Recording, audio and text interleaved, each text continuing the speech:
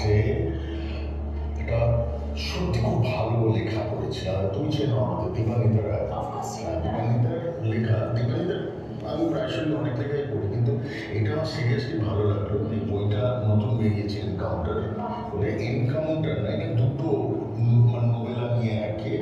তো যেটা আমি চাই তুমি ইমিডিয়েটলি পড়ো, সেটা হচ্ছে অন্তর্ধানের নেপথ্যে। অন্তর্ধানের নেপথ্যে মৌসুমী সেনের চরিত্রটা নিয়ে মন দিয়ে একদম পড়ে ফেলছি চট করে। এখন তোমার সাথে দেখা যাচ্ছে।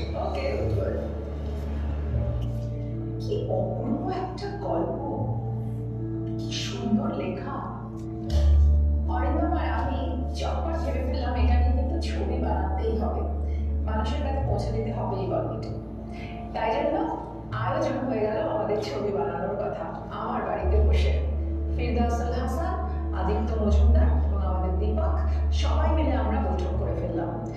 আর ফ্রেন্ডস আর কাহাক জুড়ে গেল এই ছবি বানাতে।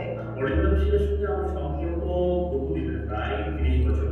এবং যখন আমার গল্পটা অরিন্দমটা শোনালো, যেটা আইডিয়াটা কনসেপ্টের আমাকে বলতো, তো আমার মনে হয়েছিল যে এটা এই গল্পের মধ্যে বা এই কনসেপ্টটা নিয়ে একটা ভালো আইডিয়া ছবি করা যায়। যখন আমরা ভাবলাম যে আমরা থ্রিলার্স প্রডিউস করব, তখন প্রথমেই আমাদের মাথায় এলো the maestro thriller maker Mister Arindam শীলের কথা।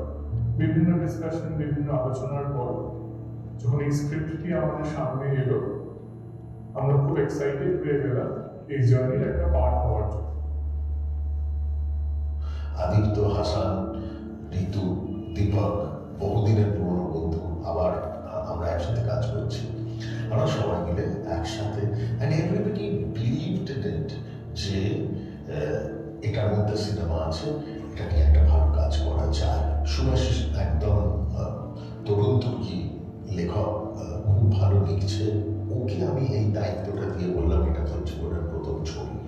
আমরা প্রথমেই ঠিক করে নিয়েছিলাম, সেটা দীপানিতার সাথেও কথা হয়েছিল, সবাই মিলে ঠিক করে নিয়েছিলাম যে this will B a political thriller, fictional, absolutely fictional.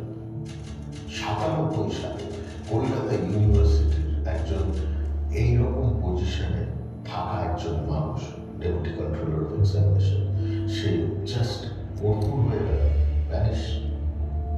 এইখান থেকে আমাদের নাম ঠিক হলো কর্পূর। এই নামটা অবশ্য আমার বন্ধু প্রাত্যর দেওয়া। প্রাত্যর বললাম যে প্রাত্য নাম আমরা সবাই মিলেই জেনারেট করছিলাম, তো প্রাত্য খুব